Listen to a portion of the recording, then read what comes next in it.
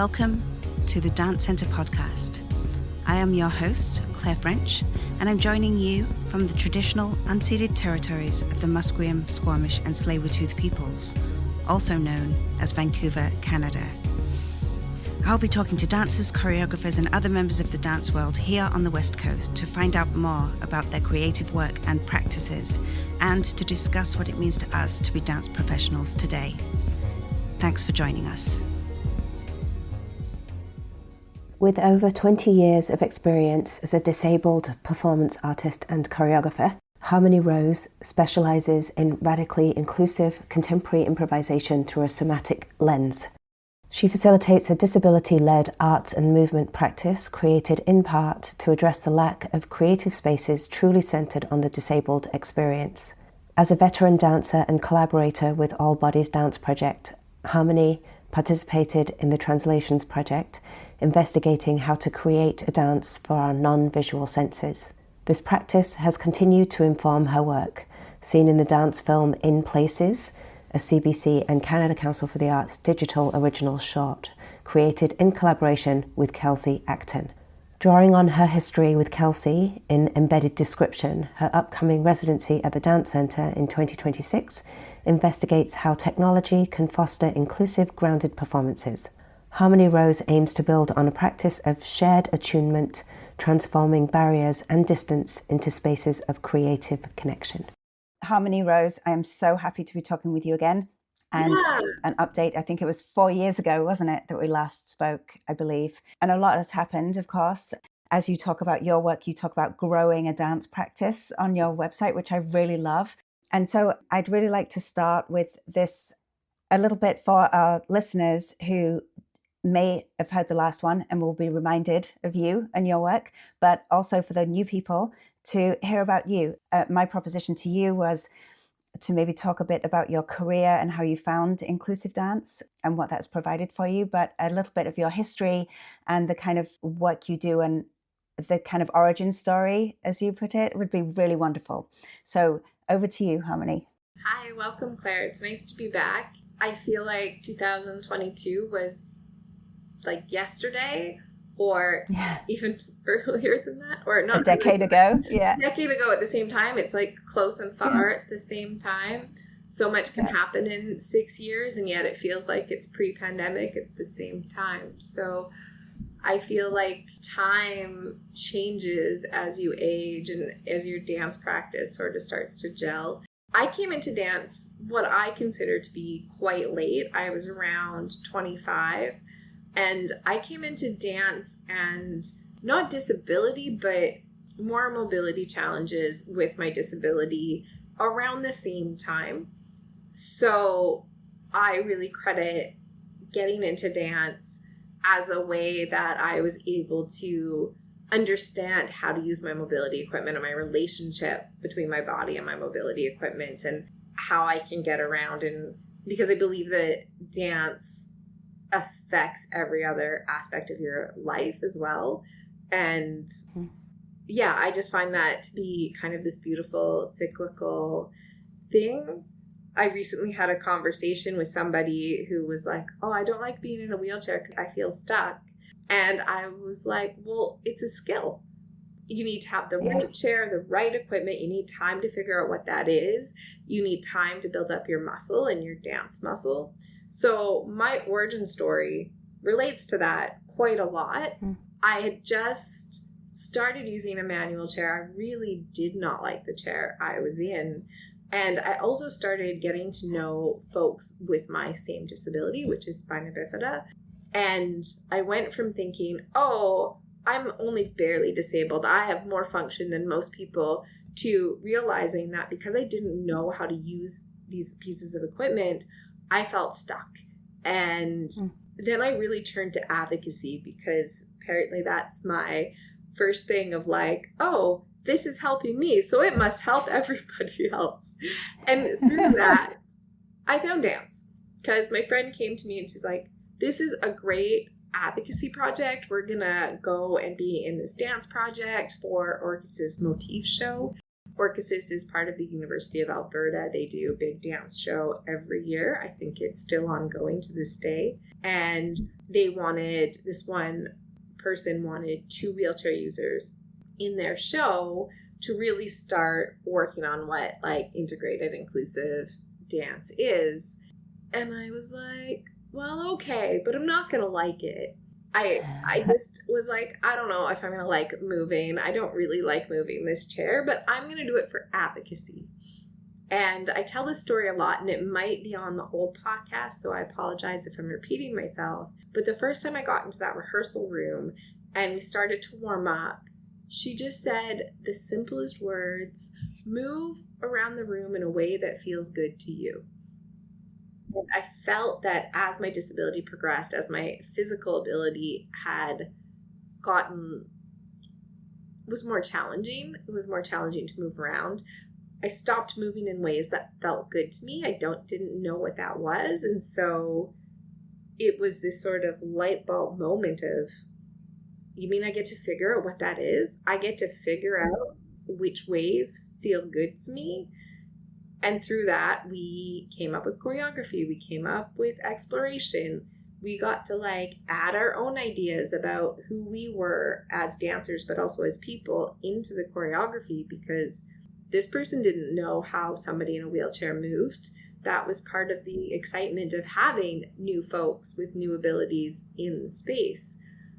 And that was really exciting to me. I got to learn more about myself. And I had this beautiful, creative space that was so safe to explore that. Was it quite quick? Like, was the realization that you could feel good moving in a certain way, did it all kind of happen as soon as you started to move? Like from those words, would you say? Can you remember? Maybe about 5 seconds later. You know, it was like you hear the words, you start to travel, and then you make that decision of like, maybe this will feel good. Then you were like, wait a second. Yeah. I don't just have to do task-based movement. Yeah. And so it was definitely my light bulb moment. Did everything change and all of a sudden I was a dancer? Absolutely not. But it was definitely the start and the spark for my 20 plus years in dance. And I'm still doing it. I'm working professionally. I'm facilitating.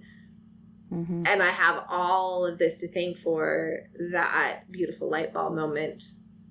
And true to the form of, I'm going to do this project because disability advocacy saved my life, so I'm going to advocate for others.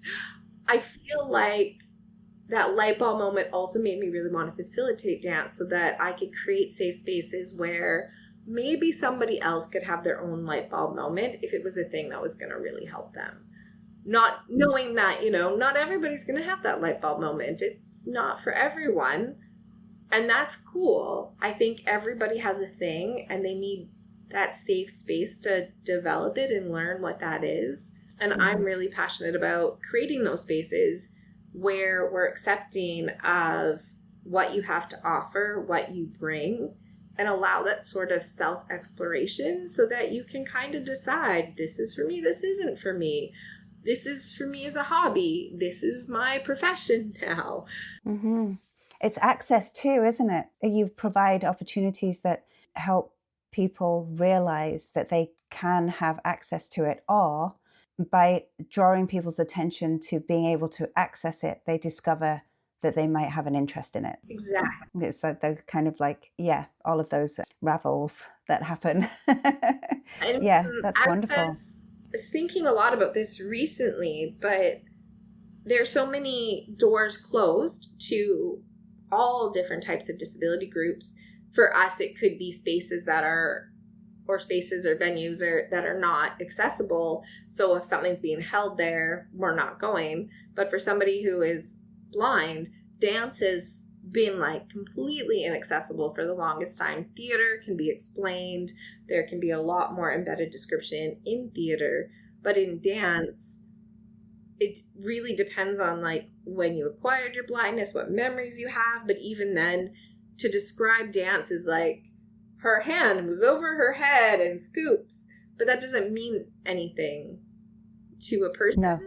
So it's really this, to create a dance, you can create a dance that has embedded description, and you can use all different forms of embedded description, which is beautiful. But you also have to cultivate the audience who wants to go to these shows at the same time. You can't just be like, I created this. Now where's all the people? You're also inviting people in. Please experience this. You may not like it, but I also welcome your feedback. So you have to cultivate your audience, and you have to cultivate people, because you don't know about it if you've always assumed you don't have access. Yeah, and there's something about integrating it into a life as well. So the example you just gave, we know, and most of our listeners will probably know, that it can be enough of a prompt to say, she put her hand up around her head, for each person to try that, and it looked different with each person doing it. But like you say, it's the feeling different, and it's the confidence to either try it or to have the imaginative, creative experience of using that as a prompt in some way for whoever. And that space is where you're talking, like the artistic explorative space can sometimes feel exclusionary or exclusive, but not in a luxury way, but in a kind of like exclusion way for people who could actually offer a lot to it and to the experience of it, and extra insight into how those kinds of things resonate with us living just in our worldly experience. You talk about exploring the vulnerability of the disabled dance experience, and I'm drawing on your website, of course, when I say this. I think you've been very thoughtful in the language that you're using, and also the different projects that you run and programs that you run, which we'll get to. But could you talk a little bit about, I mean, I think in some ways you have already, but I love the vulnerability of the disabled dance experience. I think you're talking both about audience, aren't you, and about practitioners. Could you maybe just talk a little bit more about that very specific sentence? Yeah, I think when I talk about vulnerability, I also talk about how everybody, disabled or not, has their own unique way of moving. It may be very hard to tell when you have more normative or more similar type dancers, but when you get to disability, no one wheelchair user moves the same. No one crutch user moves the same.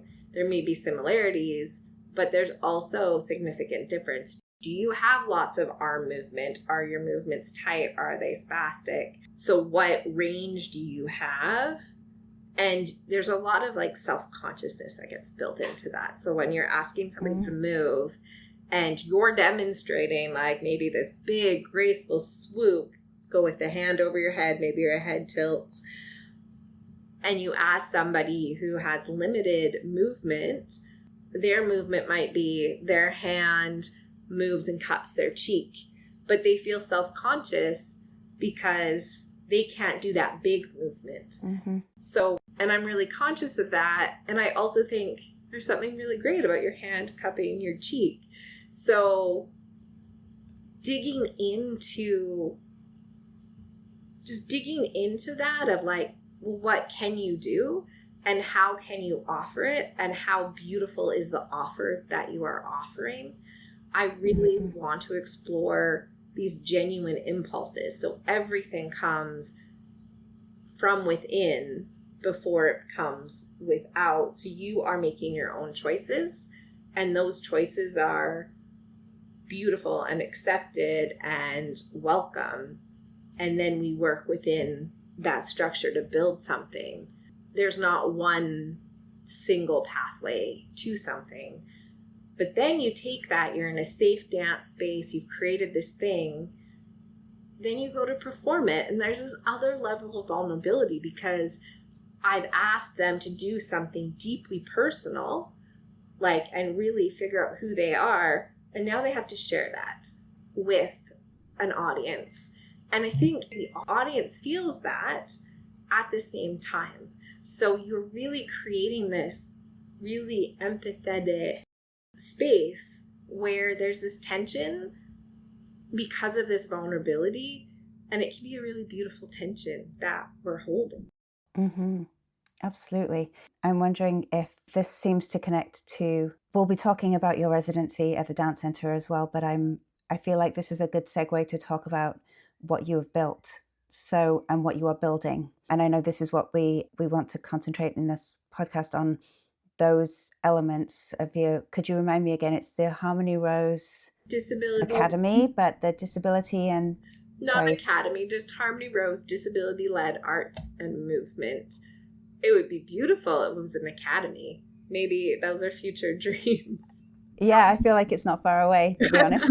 But so, yeah, could you say that again one more time? Harmanie Rose Disability-Led Arts and Movement.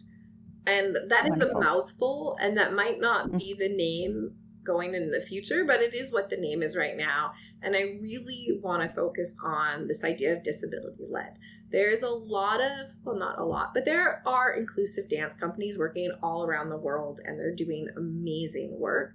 And some of them are truly disability-led, and that is very beautiful to see it coming from that lens. I'm just also thinking about the people who are just starting their practice, and how do I give them opportunities to start leading, to start imagining, to start creating.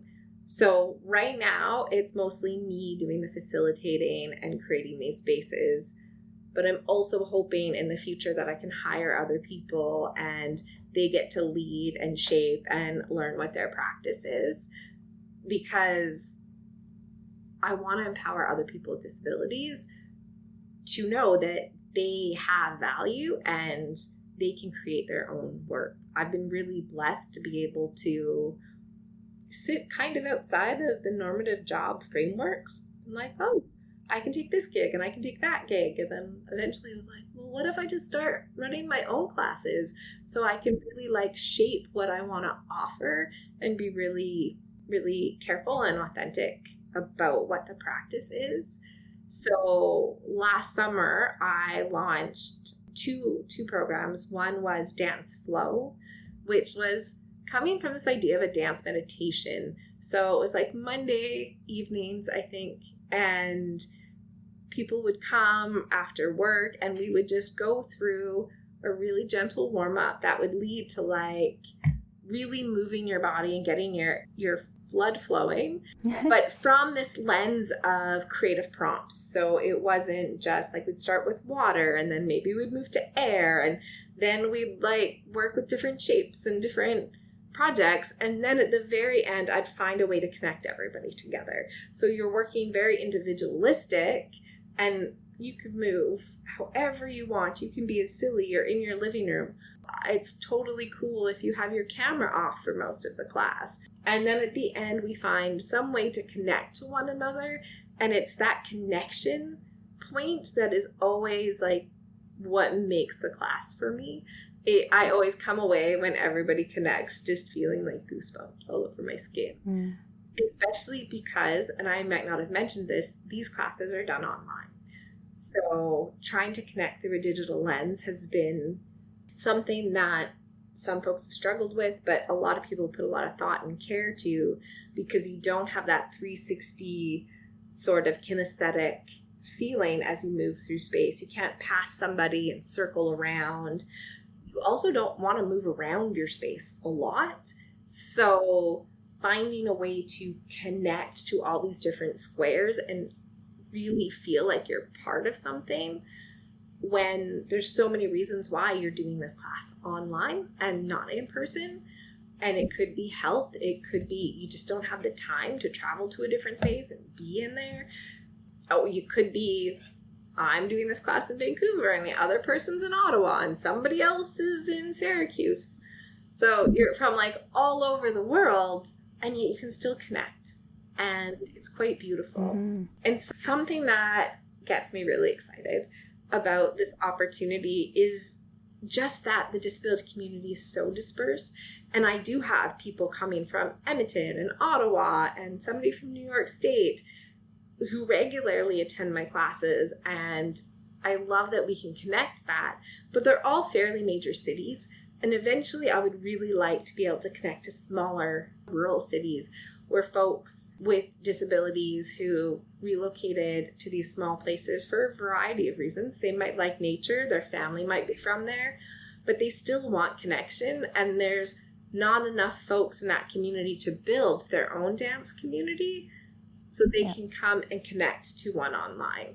And I think that's really impactful for me because I grew up part of the time in a really small rural town that only had like 2 stores and lots of nature, and it was very tiny, and it's only recently gotten internet. So I want to connect to those people. Yeah.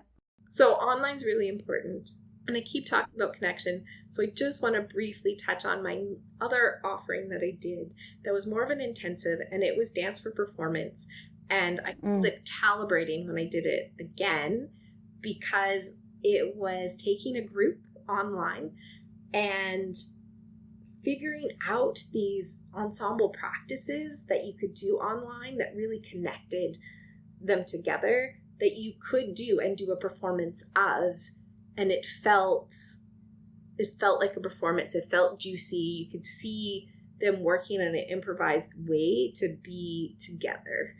And it feels like you're calibrating as a group in the moment each time to what it is that everybody else is doing. And there's something beautiful for me about that sort of live attunement that happens. Yeah, I think that's great, because in the first one that you mentioned, there is an element of this kind of somatic, everybody's going through kind of the somatic experience together.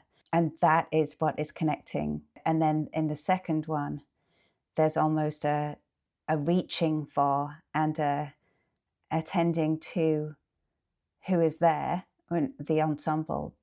It's almost like, I don't quite want to say outside in, but almost it's got this element of letting what other people are doing affect you more than the first one, perhaps. Although I find that really fascinating that you would put this idea of ensemble experience online, but not be creating or recording it necessarily as a piece and as an outcome, as a product. I think that's really wonderful, because we often skip that part. So connection, of course, they're both about connection. So I think that's wonderful that you shared that. Thank you. So you have there are other things. There's also Dance Anywhere. I've read about your Dance Anywhere program. Do you still do that, or what's Dance Anywhere? Or has that merged as Dance Flow and Dance Anywhere and Dance Performance? Do they kind of overlap? Do you interject them? Yeah, I think Dance Anywhere is part of the Dance Flow brand, but I was trying to I'm trying to involve my practice because it just started, and trying to figure out what is the best name, what's going to connect people.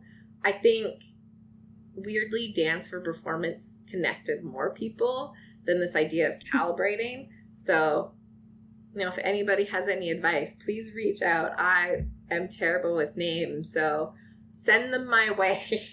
Well, I think the titles you have at the moment are really helpful, but I understand that these are kind of trial explorations for you for something which feels much more, even more holistic as well than this, with your facilitation, your advocacy, a mentorship, all of these things. So I would just ask you around this. You've done a lot of work with other companies, and is it part of your facilitation, would you say, or is it part of your artistic practice? Do they cross over? They cross over for me all the time. So I'm wondering about what those different roles are that you've taken on, and what roles you play in all of these different companies. Because I have a feeling, like me, sometimes you're a performer, sometimes you're a rehearsal director, a facilitator, a choreographer, perhaps, like running your own company. Could you talk us through all of those things? The freelance life and the gig economy, and the way that you are developing your vision for all of that too. Yeah. Absolutely. In one way, it's the gig economy. We're like, can you do this? And you're like, can I? Yeah. Totally. Yeah. I am very grateful for the companies that I've worked with. I started off in Edmonton, and I helped start iDance Edmonton, which is now known as CRIPSI, the Collaborative Radically Integrated Society in Edmonton. Great. CRIPSI. And then I moved on from that. I was a dancer. I was an artistic associate there. And I moved on, and I moved to Vancouver. And the minute I moved to Vancouver, very much so, like a month later, All Bodies Dance started as a project.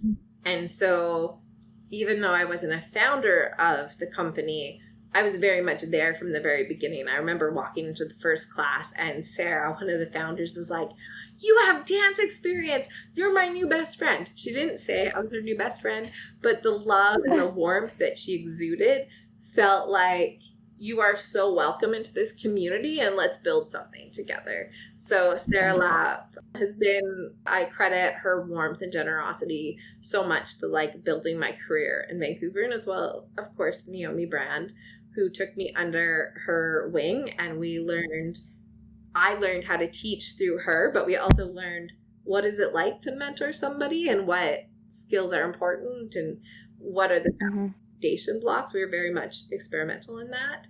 And so I've gotten to do a lot of different projects with all bodies, from being a dancer, a choreographer. Currently, I do a lot of facilitation. I'm facilitating some of their online classes. And Naomi and I are working on a project right now at the Dance Center where we're facilitating a workshop to teach workshop assistants so they can come around and we can do more outreach in the community. And I love that project so much because it goes to that mentorship role that I'm like up with. So we're building people up from the community and giving them more skills and more confidence and taking them out so they can get experience. So I love that project, and I've been in other projects. So Propeller Dance, when online started, they're Ottawa based, just for clarification. I've done a few intensives with them. They flew me out along with a couple of other all bodies people for their digital dance disability labs, which were really fun and kind of really investigating how digital and disability and dance all work together, which we will get to at the end, because that connects. But they're also like, I really want to work with you. And so when an opening came up for their digital facilitation class, they're like, Harmanie, you need to facilitate. So yeah, I will absolutely facilitate your digital class. So I've been teaching that for 3 years, and there's just such a beautiful community there. And I did choreography for Theatre Terrific last summer. Kevin says, yeah, you're my choreographer, but I'm not doing choreography this year. So not working with them this year, but more projects in the future. And I feel like that is sort of like one of the things I love is I'm building bridges between all of these different communities. I worked for Glitch Academy for a while as their movement instructor. And all of these things are not just connecting, but they've built out who I am and helped me discover what it is that I want to teach and what it is that I want to offer. And how my classes aren't just for people with disabilities. They're definitely disability-led. They're using that lens of care and disability to sort of shape the classes. But they're for anyone if you want to be free to make your own choices, but within like a safe structure. And please come and be a part of my community. Yeah, it's wonderful. So let's talk about your residency at the Dance Center. And we've probably already touched on maybe a few of the things that you're going to do there, but maybe not. I am with the listeners on this and hearing some of this for the first time. So please, what are you planning? Yeah, what are you up to? I'm very excited. I'm working with a collaborator from the UK. We actually met in Edmonton way at the beginning of my career 20 years ago, and we did a video project over the pandemic, and that video project was called In Place. And it was me in my house, her in her London flat, and then us in 2 outside spaces. And we weren't quite sure what it was, except for we were dancing and supporting each other. And in the video, there's embedded description, and it starts with her describing her movements and me describing my movements. And there's often a black bar between us, and that black bar shrinks and shrinks and shrinks until there's almost this point of connection. And when that connection happens, I start describing her movements and she starts describing mine. And that felt so much a reflection of the process we went through, in that let's make a dance piece. What is it going to be about? How do we connect through Zoom? And also, this time in the world is so weird and we have feels and it feels pretty lonely, and how do we hold each other? So that video just gives me so many feels, and we really connected to the cities that we were in. And we haven't shown the video. It's like 2026 and we finished the video in 2023. Has not been released. So we'll probably release it as part of this residency.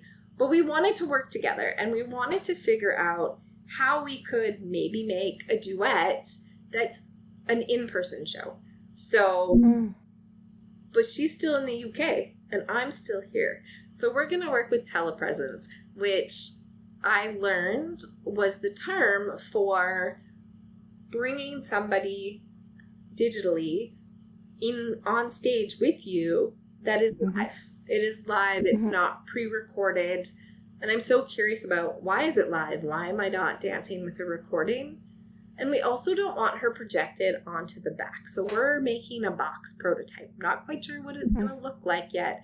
And I'm going to be able to move and turn that box around, dance with that box while she's in this box, dancing and adjusting, sometimes describing how I'm moving. Sometimes I'll be describing how she's moving. And hopefully through this work, we're going to be able to attune to each other. And that digital telepresence attunement in such an intimate space as a black box theater, we're really hoping we can show the vulnerability of disability, the barriers people with disabilities face that might regard travel, might regard energy. There's folks with chronic pain who might not be able to leave their house but can totally dance from their house. There's so many different reasons why we can't access environments. And so that box represents all of those things, but the ingenuity that people with disabilities have to still connect and be together. Yeah, very exciting.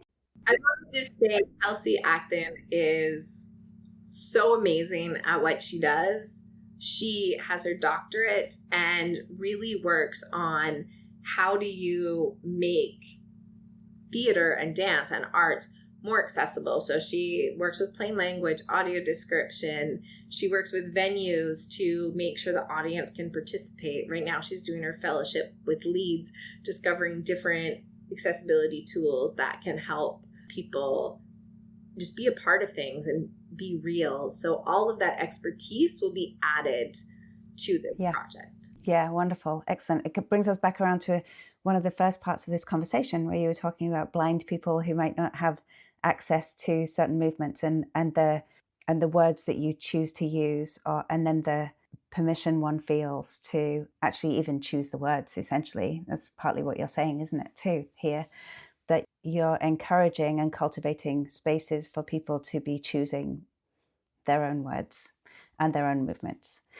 So what have you found inclusive dance has provided for you, like as a person and obviously as an artist? But you say at first you didn't think that it was something that you were came to it quite late and didn't know if it was going to work for you. Advocacy led your decisions, but now it seems very much that while that's still there, your deep understanding of movement and your passion for it has obviously given you, well, it's given you a career, hasn't it, really? But and a real sense of, and it's given you a connection to other people.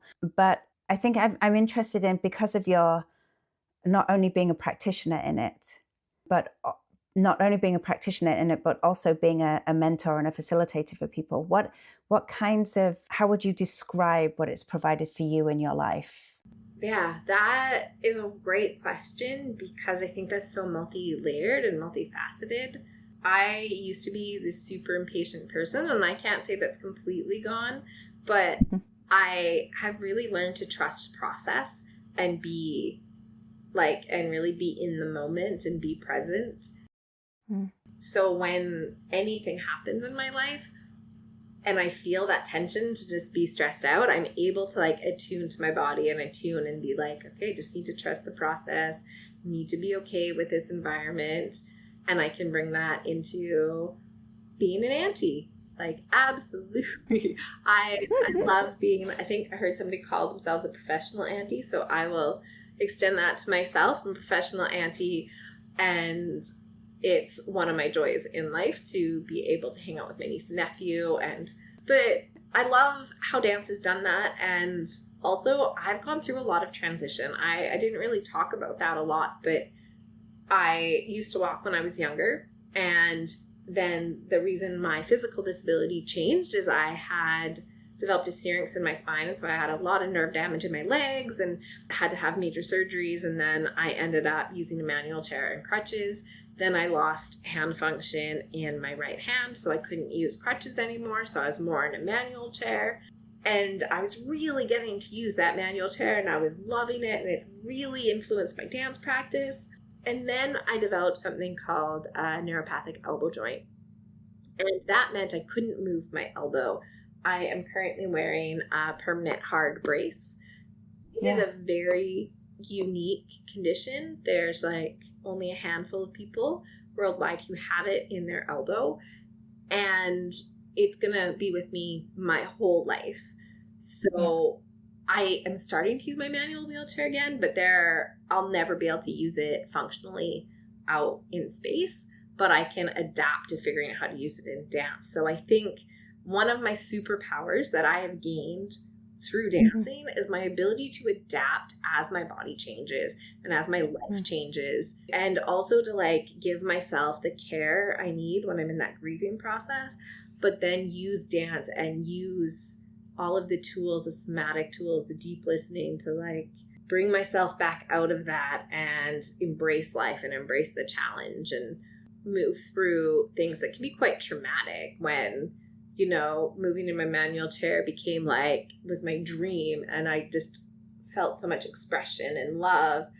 And then to be told that I can't do that or I will never have an arm again. Like very quickly, will lose my elbow completely.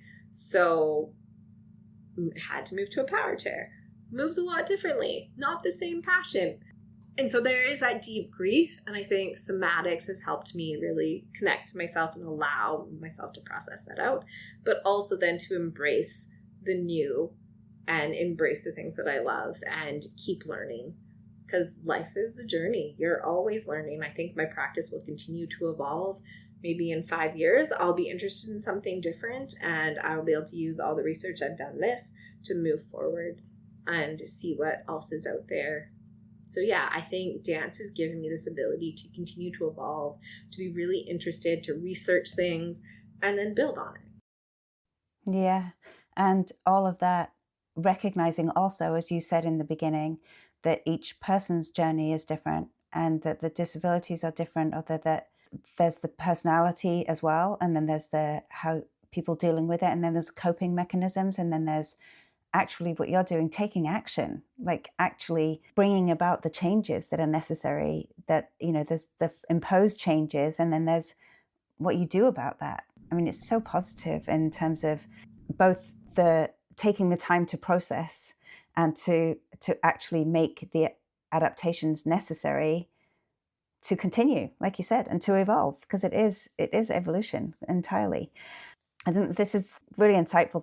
There are so many areas we could go on this in more depth. But around your residency then, when are you expecting to have this ready for people to experience? And are you doing workshops for it alongside? Will you be doing workshops as your residency, or is this about a work that you'll be presenting? So definitely very much as a research project. We are going to be having a works in progress showing on July 2nd. And so I'm very excited about that, but it'll definitely be a works in progress showing. It will be in the theater, but we'll be experimenting with lighting. We'll be experimenting with our connection and the embedded description. And we're hoping to learn a lot about that so that eventually we can use all that information to make a bigger piece that we can then hopefully tour around and show people. Wonderful. And there will be an online exclusive workshop a little bit later in July as well. Okay. Yeah. So there will be great. some workshops, some things. And then I am hoping in August to be able to lead an intensive that is in person and online. So please keep your eye out for that. Yeah. you can probably come to the dance center and participate that way, and I'm also going to be able to provide a digital lens so that we can really play with some of the tools that we worked with and explored in our residency. Oh, that sounds wonderful. Really great.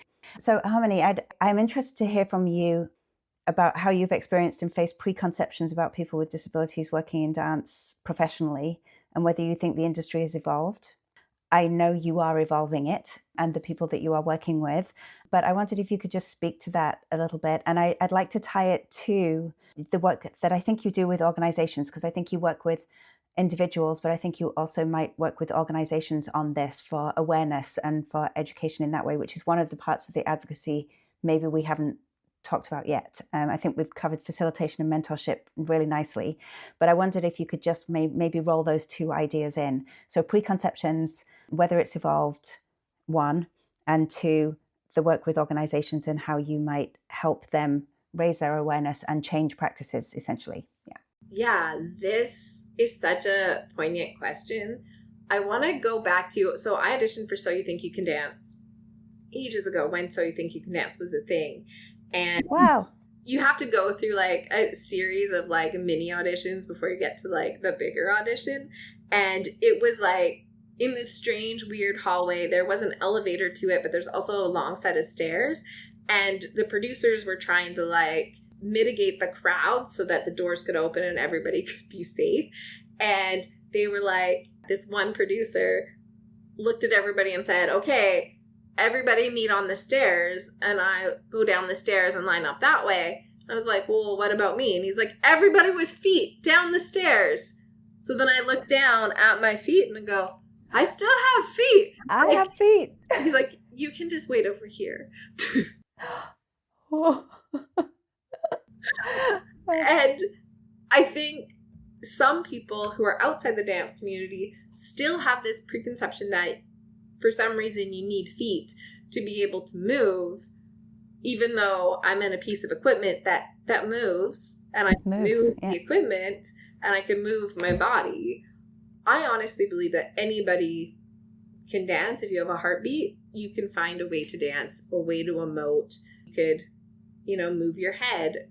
All Buddies had one dancer that was really just able to move their head. That's how they communicated. They had a little dot tattooed on their forehead so they could like type on their keyboard and drive their chair. And all that technology is amazing, but they loved to be in our classes and they loved dancing. And I think, that there's still a lot of like, well, what can I do? What can I teach? And I don't think facilitators or dancers are coming from it in a bad way. They're just coming from it from their understanding what they've been taught and how they were taught dance and what they can do and how they can move. And they don't really have that idea of how they can translate that into different bodies. So I come from it from a very compassionate lens because I've been in the dance community. I've talked to these people. Oh my God. I just wanted to say the Vancouver dance community is so beautiful and so open and so accepting. But, there's a lot of dance classes that I won't go to because they're at Harbour Center, or I won't rent from a facility that's not accessible. And I can't get down on the floor anymore, so I'm avoiding classes that use a lot of floor work, which is really sad. And I think there's so much space, like those classes are important. All of that is really important.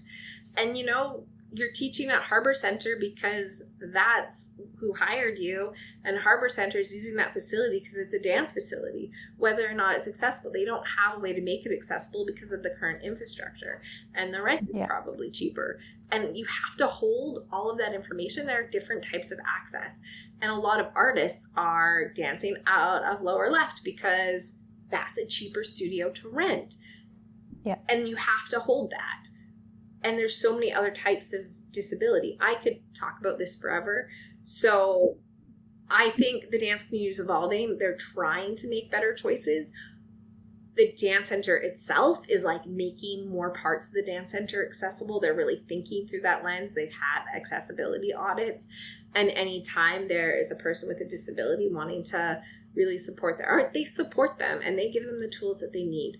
And I find that to be beautiful. So folding that in to the work that I do with organizations is they hire me as an accessibility consultant. And there are so many different ways you can be an accessibility consultant. Like, you could just do the measurements and be like, here's your facility and here's what works and here's what doesn't. And I'm learning that side of it right now, which is really great. But I also think there's this lens of, well, what can you do to make your space more accessible to all sorts of different people? Is it scent free? Is it this? How do you communicate this access to other people? And if it isn't that accessible, how do you communicate that in a way that isn't like singling anybody out, but is like they can go to buy a ticket and be like, oh, it has this and this, so I won't buy that ticket. They don't have to go and like search for the information or buy the ticket and then find out it's not going to work. So I really like that part, like working on the communication part, working on the care part. I will call out Zine in a good way. She works at Morrow, and Morrow isn't technically an accessible space. They have a freight elevator that you need to like lift really heavy doors and like operate it. And there's no way I could do that. And you have to go in through the back door. But because Zine cares so much about making her space accessible, I've been consulting with her a long time. She will always have a front of house person come down, meet you, guide you through the building so that you can then access the space. And so I think that's called people access, when care is making something accessible rather than the physical building not being accessible. So that's what I do with arts organizations. I come from it from a compassionate side. I come from it of what can you do and what is important to you, and how do we just widen that door a little bit without judging you for the parts that you can't do. Yeah, and I think that transparency or communicating, I think that's the one thing that every organization can do, is make it part of their profile, if you like, for want of a better word, out into the world. That there's something about it being, it's included, and not all of the detail of their why, but like you say, the context for it. And then people don't feel like they haven't been considered. They understand that it might not be for them, because we're all choosing. There's so many classes that, I'm not going to go to for entirely other reasons, so that's lots of, and there's choice, and it's knowing that there's choice and knowing that it's not limited to, well, you have this and we have everything else, and so I think that's really, really interesting. I love people access is a really nice way, because it's also about the artist making work, isn't it? It's not just about audience. It's about being able to access spaces where, once you're in the space, you will benefit from being in that space, and that space will benefit from you being in there. Yeah, I think that's really wonderful. So then I think that's really nice. I think you rolled in a whole bunch of things there, and you've also talked about your consulting work and kind of enacting change, bringing about change, but also on a personal level, you've had to adapt so many times, and you sound like that will continue to happen for you, and you will be doing that. So maybe we'll end towards this idea of what your hopes and goals are, and maybe some of the challenges that you perceive going forward with your plans. But first, your hopes and goals, I suppose. Yeah. My hopes and goals.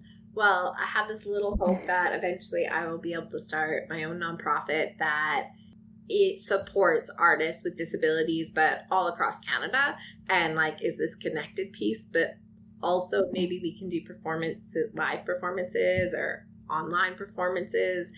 And then it also has this accessibility piece where we're connecting to the larger part of Canada and creating work that's for everyone. So that's one of my eventual goals, and we'll see if it happens. I think it's good to have a dream. But currently, I think my goal is to build this residency, to figure out questions, take some things away that I can use in my facilitation practice so I can offer more intensives and classes and get the word out to people more about what it is that I'm doing and how you can access it.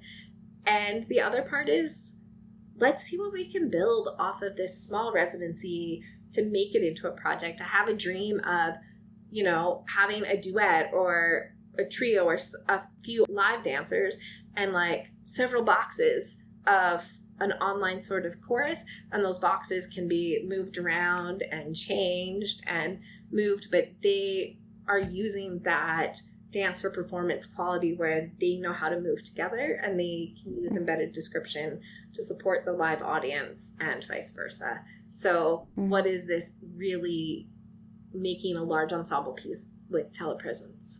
Yeah, so exciting and just so rich.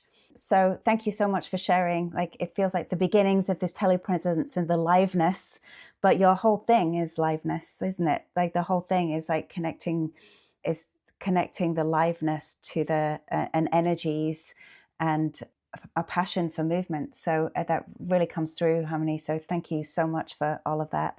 So how do people reach you personally? You can reach me via email. It's hello@harmanierose.com. Please spell it HARMANIE rose.com. And then my website is www.harmanierose.com, and there's like another way to just subscribe. I'm also on Instagram with, get this, Harmanie Rose. You can find me that way, and Facebook a little bit. I am still trying to figure out this whole social media thing and build up my web presence, but I'm not actually trying very hard.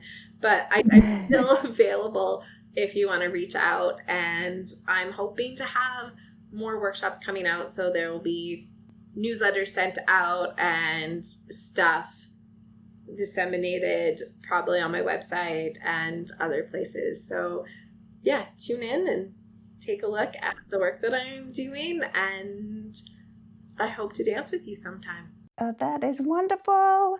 And as I said before, the Dance Centre will be featuring Harmanie Rose and this project as it comes up in the summer. So please do check out the Dance Centre's website as well. So once again, thank you so much, Harmanie. This has been absolutely wonderful. And best of luck with it. And I will be back in Vancouver in July. So I'm very much looking forward to hearing more about this. So yeah, I will come and say hello.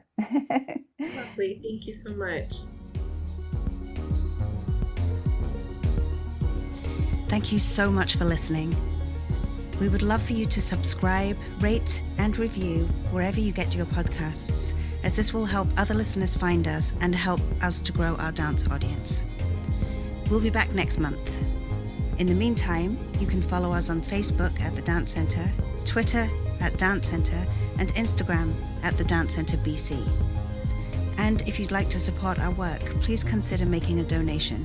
Just go to our website at thedancecentre.ca, where you'll find extensive information about our upcoming programs and events.